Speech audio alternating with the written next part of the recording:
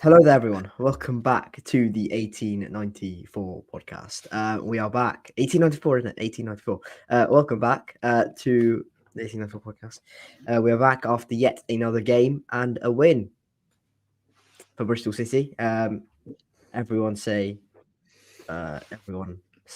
something positive for once.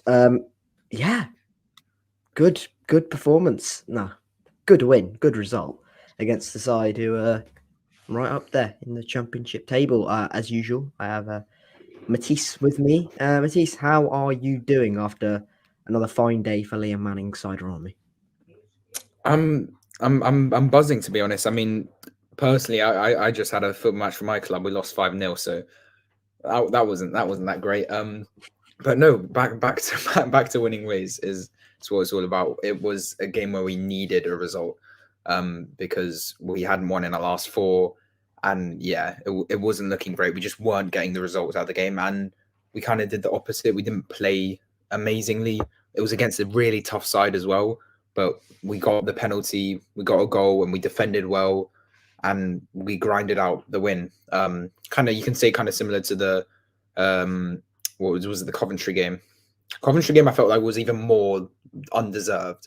I felt like on yesterday we were still decent. We created a couple chances, showed a little bit of threat, but then we just held out. We held out well, and it was a good smash and grab win, and a vital 3 points against the top side.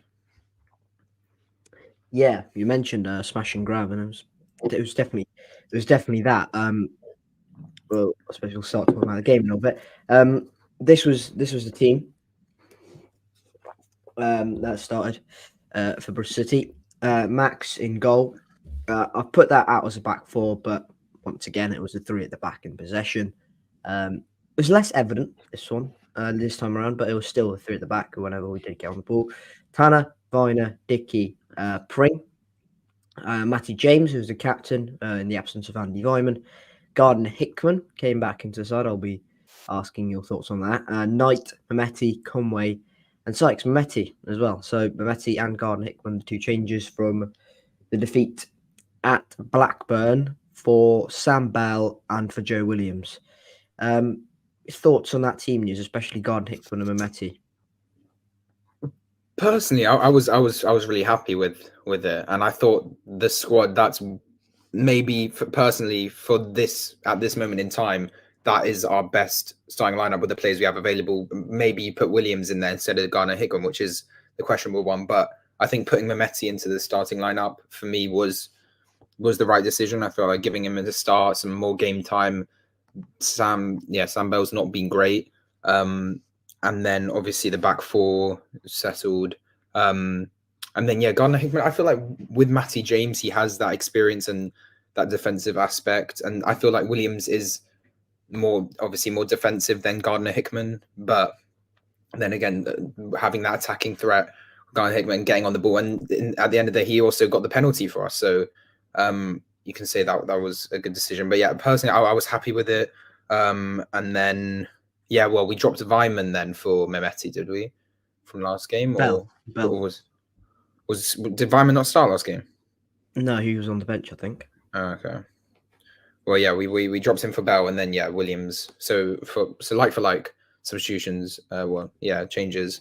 For the Mehmeti one, I thought I was happy with the Taylor Hickman questionable, but paid off, and I felt like having a defensive player like Matty James and then Gardner Hickman is good, but you can argue Williams didn't really do much wrong to deserve to be dropped out at the same time. I'm not sure. I think Gardner Hickman needed to come back in, to be honest. I think he was necessary. I think he was needed, if I'm being honest. Williams was good against Huddersfield when he came in and did, I think it was 60 odd minutes. I'm not exactly sure. But yeah, I think we need Gardner Hickman in there.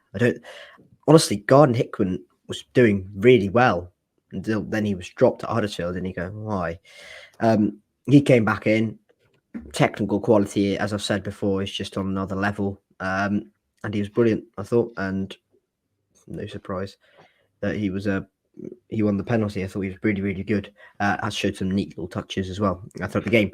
This was the opposition, the visitors. Sunderland, Patterson in goal, Niall Huggins, Luke O'Nien, Dan Ballard, Trey Hume as the back four, Ekwar and Neil as the double pivot in midfield. Patrick Roberts, the number 10 off the left, Alex Pritchard, Abdullah Barr off the left, and Jack Clark, the danger man, up top. I saw a lot of people saying, oh, it was Jack Clark against George Tanner, but not necessarily. Jack Clark did occupy a lot of the central space at times. I saw in the first half he was quite fluid and moved to left to right and caused us a few problems in that way. And I remember the first half, right at the end of it, he put a beautiful ball in, which one of the Sunderland players should have turned home. What were your thoughts on that first, I'd say, 40 minutes-ish? 40 minutes or up until the goal? Or yeah, up until the goal. I mean, first minute comes in and Conway's already on a yellow, which wasn't great to see. I mean, he did slip. It's unintentional, but he did go and studs up and took the man out. It's quite funny. Don't get me started on that ref. Some disgusting decisions in there. It was abysmal refereeing. Yet again, not surprised. You talk. Well, that's what championship referees bring. But yeah, it was again one of those tight sort of starts of the game, which we've been having a lot. Nothing really going. Not too many clear cut chances for either sides. Kind of just settling in for the first 15, and we kind of couldn't really get ourselves like going and getting anything played. But neither team looked the more dominant. But once we get to that 20th minute, but yeah, a lot of, before going into that, a lot of mistakes as well, and unforced errors from both sides as well. I think Dickey as well throughout the game, he did not have a great first half at all, and he gave away a ball a couple of times with headers, and Sunderland especially gave us a chance. Well, with the first penalty shout as well before we had ours, a lot of sloppiness at the back line and giving the ball away, passing it into dangerous areas, and then do you want to take us through the Sykes chance and your thoughts? Because I don't know have you watched the replay, because at first glance it looks like a clear penalty, but well, I was in the stand, so I watched it straight on. But there's a back pass from Sunderland. I think Pierre Ekwar kind of puts a foot at it, trying to guide it back, but completely miscontrols it, and then it takes a ricochet and it goes to Sykes. Sykes takes a touch of his chest, gets it away. I think from what it looked like, it was the defender who was on in the left-hand side kind of just wiped him out and took him down, and then the goalkeeper took it. I think that's what it looked like. And from first glance, it was like, how the hell have you not given that a penalty? It looked like a clear pen. I haven't seen the replay, I'm going to be honest, but yeah, with the benefit of the replay and the TV, which is normally better than the instant stadium with no real definitive replay, I'd say your thoughts are probably better than mine on that one. Yeah, I'd say after seeing it back, I feel like Sykes comes in at quite a high pace and then he jumps. And I feel like it's more of a collision, and it's a tricky decision, to be fair to the referee, but it's borderline, I reckon. But it does, from what I saw, it does look like Sykes just comes in and he's in the air and he's coming in at pace as well, and then they just meet and then it's a collision. Whereas the second one is a lot more clear, but I don't know. I don't know if I'd give that personally, but yeah, it was obviously a decision that wasn't liked by the Bristol City fans. But yeah, we were half capitalizing on their mistakes, trying to obviously high press and get in there. But it was a rough 15-20 minutes where nothing really going for both sides. And not too much really to say about chances. Well, up until the penalty. Up until the penalty, indeed. Yeah, it was a weird one. Because Gordon Hickman gets the ball inside the box. Anthony Patterson comes out, just wipes him out, and it's a penalty. I thought, the best bit of that, all of that, was Taylor Garnett giving it back to Anthony Patterson after the penalty was given as well, which I thought was the best bit out of it all. Yeah, I thought was it was hilarious. I thought that was a penalty. I have to be honest, I haven't seen the replay to that either. But TV, did it look like a pen? Yeah. Oh yeah, clear cut. It's great from Garner Hickman. He sees the ball come in, he lunges in, gets a touch on it, and it's just perfectly placed because the keeper's coming in fast with his hands out, and then he trips him, and definite penalty. But really good for Garner Hickman to capitalize on that chance. I think it came from another mistake as well, with the poor back pass or something like that. Because Sunderland were making a lot of unforced errors, and when Garner Hickman, when he gave it all to the keeper, that was lovely to see as well. Conway on the penalty again, and it was a great penalty, I have to say. Takes his deep breath, does a little run up, then stops, looks at the keeper really well, sees that he's going to the right, and then places it to the right side of the goal and runs off in celebration again. But really composed penalty, and I'm happy that we're not going for any more Nakiwa's Panenkas from that day back then. But we have our penalty record now has been pretty good since we've been getting them again. We haven't missed one then since that Naki one. But I think we've scored our last 4 or 5 probably, which is good. But good penalty, looked up, and calm and composed in front of the away end as well. I mean, it's not a big sample size, but you're right. It's a pretty decent penalty. It's a pretty decent penalty record. Sunderland were probably the better side after that for probably the rest of the game, to be honest. It was a very, very, very good defensive performance from City. I mentioned the Jack Clark where he's kind of fluid in that kind of off 10, off 9 position. He floats across the right-hand side, finds himself in that position, puts a beautiful ball in. I think it's Abdullah Bar who should just nod at just literally just poke it home, and doesn't. Alex Pritchard has a free kick on the final, literally on the stroke of half time, and he hits the bar, doesn't he? From that one. Apart from that though, Sunderland, a lot of possession, a lot of kind of probing, but I think this is the complaint from their fans as well. No real cutting edge in the final third. But the chance we did get from the penalty spot, we made no mistake, and that's been the difference. Do you think Sunderland probably lacking that cutting edge in the final third, and they probably would have scored? Yeah, I'd say so, but they never really created an obvious chance. I'd say they got some from, obviously we'll talk about Max's saves as well, but they didn't really. I feel like they got a little bit unlucky, you could say, but again, just a lack of clinicality from them, and also we still have that lack of finishing off chances. We just got fortunate. Well, you could say fortunate, but we got the penalty, which was deserved. But other than that, we had the Mehmeti chance as well in the first half, because after we scored that penalty, well, if we look at, there's a momentum graph as well, but I thought for 10-15 minutes after we scored, we started to dominate, and we would bring the game to them, trying to get a second to give us a real step into getting 3 points, but we just couldn't finish our chances. And that Mehmeti chance came from that. Did well, cut in, and then curled it, but just hit the post. It's unlucky because even a millimeter and it just bounces. Conway was there and got unlucky with the rebound. But we were pushing, creating.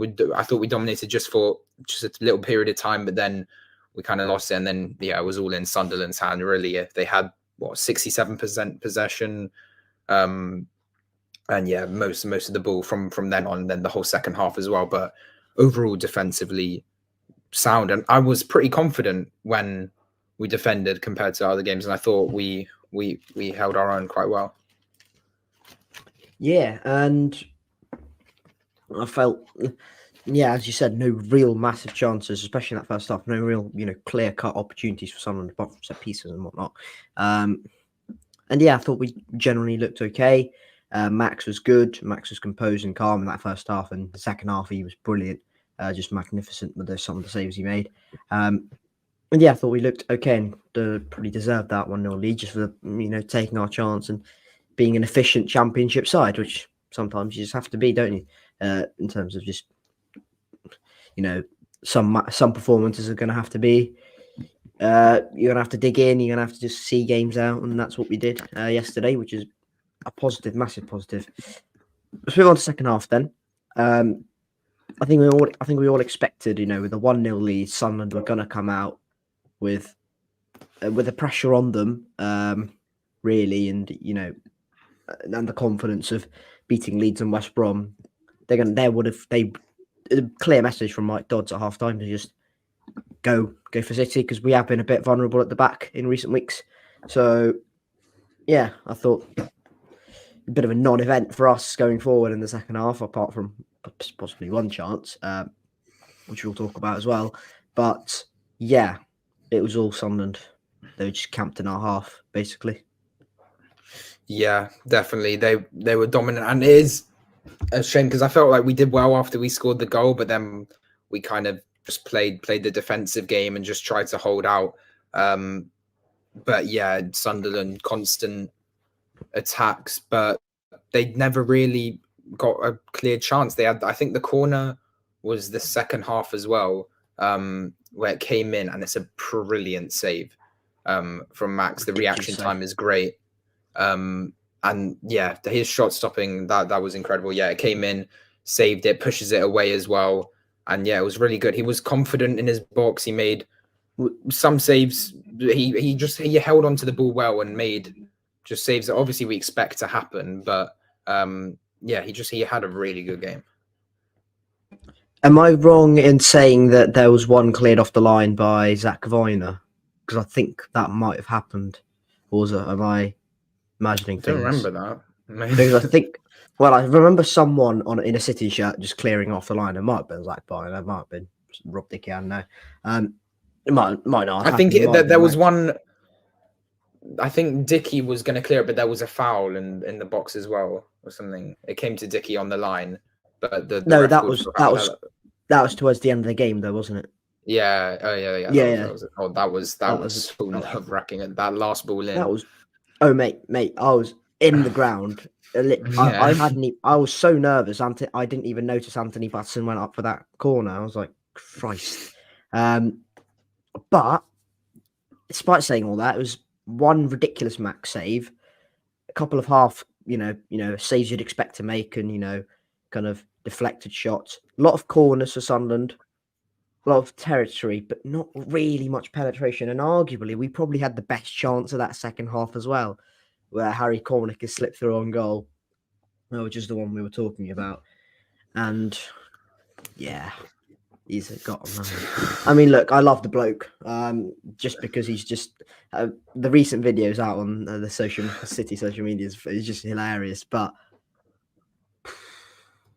he's got to score. He's just it's a bit of a donkey, really. I mean, the way.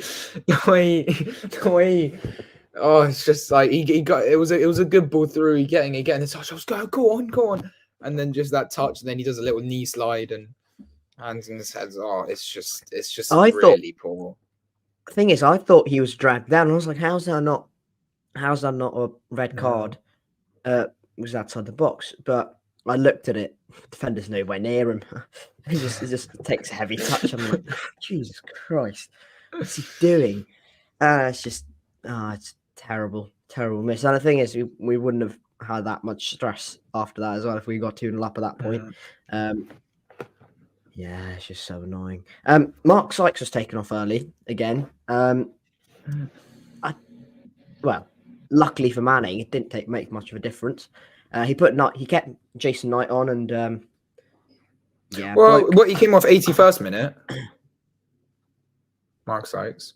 Did he? I thought it was earlier than that. Yeah. So... Well, okay, I'll take that back then. But he kept Jason Knight on, which I think was far more important, because I mentioned this on the Gab Sutton thing. He plays in centre midfield, but he could genuinely be our pressing trigger from there, because he just doesn't stop running, and it's the 91st minute or the 92nd minute or something. The bloke's not. I'm like, okay, where's Cornick? Start the press. Jason Knight starting. Literally, Jason Knight has been playing for 85 minutes, and he's running like, and then it looks like Cornick has been playing the whole game because he's barely. Yeah. And I'm like, Jace, mate, stay back. It's all right. You don't have to run all the time. And it's just it doesn't stop running. And I know someone who sits next to me went, sometimes don't you just think maybe he just stops the run? Maybe he should just stop running because it's a bit pointless sometimes because he's pressing the goalkeeper and the ball. You know how the ball's like in their own in like 20 in the first 20 minutes, and the opposition have the ball between their own keeper and their centre backs. He's the one just pressing all the time. And the guy sat next to me. He's like, maybe he should just stop pressing. Conserve himself. And I'm going, he's a Duracell bunny. He'll just recharge. He only needs 30 seconds break in the game, and they will just go back to 100%. Bloke doesn't stop running. It's ridiculous. Like within that game, he could have gone to Sunderland and back, and we would have still won. To be honest, it's what he does, and he is amazing and crucial to our midfield. And also he was playing like kind of when we were out of possession, especially we kind of played more of a 4-4-2. Which you could see, I felt like, and then there were Knight and Conway up there. I felt like Knight was out of possession. Knight was higher than Cornick for like most of that pressing in the last 20 minutes. But yeah, he was incredible. Yeah, 70th minute, we started our substitutions, brought Williams and Vyman on, and we took James and Matiss off, which were like for like pretty good. And then about 20 seconds in, and Williams has got a yellow card. So both Conway and Williams take no time when they. Funniest thing, because he just absolutely just takes him out completely, and you're just going, Jesus Christ, you're on the pitch for 20 seconds. It's ridiculous. And he tries to challenge the referee as well, but he's just going, "What are you doing? If you're 20 minutes in and he takes him out, and we're under pressure, you're going fine, whatever. You're 20 seconds in, just keep your head, just get into the game. Takes him out, just wipes him out completely. It's the most Joe Williams thing I've ever seen. It's the only reason he's ever gonna, if he is gonna get a contract extension, it's only because he's gonna come on with 20 minutes left, just wipe someone out, maybe get sent off a couple of times, and then just not do anything on the ball. But typical Joe Williams, I suppose, in that way. Who were the other subs you mentioned? Well, yeah, Williams on for James, and then Vyman on for Matiss and Ani, and then a few minutes later we brought the mighty Cornick on for Conway, and then another few minutes later Bell on for Sykes. But yeah, that was it. So yeah, pretty much like for like Sam Bell, a few minutes, and Harry Cornick. Yeah, I don't know where we're gonna go with him really, because when Wells is fit, and then we have Conway and Naki like as options, I don't see how Cornick's gonna like come into play, and I just don't see like it's not good enough really for me right now, and I don't see like the potential. I mean, I love it when he scores and we're singing the song and it's great, but realistically, I don't know. I just feel like whereas Mehmeti, I thought Mehmeti had a better game. He wasn't amazing, but he created that one chance at the post, but a bit more lively. Which I like to see. We played it quite a few times down the left-hand side as well. The thing is, Mehmeti, well, sometimes he moved like left to right. That might have been just because of set pieces, but he moved right and left. And once the Sunderland just had a set piece in the first half, and we were under real pressure. Mehmeti just gets the ball on the left-hand side, just beats a couple of players, and we're up the pitch, and we're going, thank God for that. So Mehmeti has that ability in him, just to really, even if he doesn't produce, he just has that ability because of his skill and dribbling. He has that ability to just take a few players out of the game and give us that kind of relief in a way. So in a game like that where City are under immense pressure for basically the whole of the second half and a bit of the first half as well, player like Mehmeti is actually really useful, because even if that final ball doesn't always work, maybe he could win a set piece. Maybe he could, beat a couple of players. Maybe he takes the momentum out of the opposition completely. Something like that. If even just general psychological effects on the rest of the team. And that's what I'm thinking. He should have scored that post, hit the post, didn't he? which is annoying. But yeah, he's getting closer. He's getting closer. Yeah, he's improving as well, and he's just got a lot of potential, and he's just exciting on the ball. And once he gets that extra bit of like maturity, knows when to make that pass and when to shoot, then I think he can be a really useful player. But oh, it's good that we have options, and when we have players back, we do have quality players in the team. So yeah. Yeah, the other subs were I'm trying to think here. It was so Sam Bell, Mark Sykes, that was the one at an 81. Cornick for Conway. Vyman, yeah, Vyman was well, it wasn't the perfect game for Vyman because we just had to defend and see the game out. But yeah, it was a bit yeah, you know what? Forget it. He didn't do much.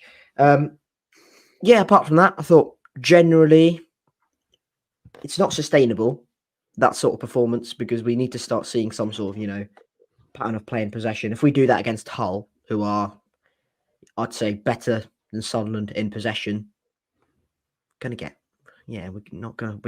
think we'll get away with not scoring, because I think they have a lot of, pattern of play and just generally a very good side as well. So hopefully we see over this week, more progress. I've been saying this the whole time Manning's been here. More progress, better in possession, hopefully better defensively, and just generally, get more to what Manning wants us to become. Any final thoughts? I think I'm done on the Sunderland game. Any final thoughts on that game, and how much do you love Max O'Leary now? Yeah, well, Max, yeah, that was an incredible performance. Deserved man of the match as well. But yeah, no, it's kind of opposite. We've been playing. I mean, I felt like that those last 3 games were really poor. That Norwich, Huddersfield, and Blackburn were really making me just a little bit worried. So it was very important, just morale to get the 3 points, even if we weren't playing at our best. But I didn't think we were horrendous. I think we just defended well and created a few chances. But yeah, we just need to get the performance and the result, and then it's perfect. But there is progress. I think I have to give it time, like we said. But getting players back now, Wells on the bench didn't appear, but getting back to match ready fitness. But yeah, we're 6 games in now with Manning, and that's our 2nd win. So yeah, hopefully a back-to-back win next Friday. We'll get on to Hull now, but that will be an interesting game. But yeah, obviously 3 points against Sunderland as well is very impressive, and yeah, it was a good win. We said that Sunderland didn't create any massive chances. Well, that could just be empty words. So I'll provide some stats to prove that, back that up. City, over the whole course of the game, had 0.94 XG. That obviously padded out quite a lot by the penalty. Sunderland had 0.74 XG, which is considerably lower despite that penalty shout. Sunderland had 18 shots. So if you take it XG per shot, Sunderland had 0.157 XG per shot. And Bristol City had XG. Sunderland had XG of 0.041 XG per shot. And Bristol City had an XG of 0.157 XG per shot. So we had considerably higher XG, so higher quality chances per shot we had. So we may have created less, but we did also create some reasonable opportunities. If you think of the Meti one, Harry Cornick had that shot, that would have been a big chance. But Sunderland, that one saved off the line by Max was their best chance, arguably. As well, if someone gets on the end of that beautiful Jack Clark ball in the first half, that's a guaranteed goal, isn't it? So a lot of factors to that, but yeah, just wanted to add that as a final thing on that Sunderland game. That is it from me on Sunderland and Hull. Have you got anything else to add? And no, I do not want to go on a tangent, please. No, I was just looking, but the Christmas period is crazy. I think in just over 3 weeks we play 7 games, if I've got that right, which is pretty incredible. Because since Huddersfield, we've done a Saturday, Tuesday, Saturday. Well, no, now we have Friday, and then we do another Tuesday, Friday, and then 1st of January. So these next 4 games are pretty close. And Watford, we have Watford after Hull, who are now they've been on some good form as well. They've got up, and then we've got Birmingham, who have kind of completely fallen apart. Well, they did beat Cardiff, and they're playing tomorrow night. They're playing tomorrow night against Leicester. That's why they haven't played. And then we got Millwall are low down. Oh my god, they've been on. They haven't won since November against Sheffield Wednesday. My god, they've got 1 win since October the 7th. That is, I haven't even. That's a gone straight over my head. I didn't even know that. They're kind of similar to us. They're kind of adapting to a new style of play as well under Joe Edwards. So I'm not surprised, but maybe a little bit of the volume of defeats. But yeah, they're kind of similar to us. Low down. And how have Sheffield Wednesday? So I'm going on another tangent, but they won. They won yesterday. They've got 3 wins in their last 4. I mean, and they've got a back-to-back win more recently. There was a late back as well by Sheffield Wednesday. It was 86 and maybe 90. Sheffield Wednesday to stay up. You never know. We'll see. We'll see. We should see. But yeah, I'm going off now. Yeah, I think it should be a good game. I'm excited to. I think I'll be watching this one again, and then I'll be at the away game at Watford. But we'll do one after the whole game. But yeah, also thoughts with Tom Lockyer in the Bournemouth and Luton game, which did get postponed. Alex Scott got on the bench as well there, so I think he's going to start coming back into play, but his injuries have been bad as well. But yeah, I think that about wraps it up. Man, you are playing Liverpool right now. I think it's still 0-0. Yeah, right? It's 71st minute, I think. Not the 7-0 from last season. Just yet. If Man U pick up a result.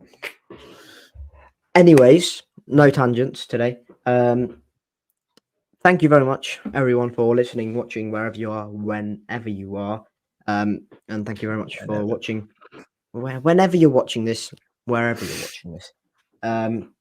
Thank you very much for tuning in. It's been a pleasure once again chatting waffle, dairy milk analogies and whatnot. Just love to see it. You love to see it. Yeah, it's just what we do. I haven't got enough good footballing opinions to talk about for an hour, so I'll just talk about dairy milk instead, which I like.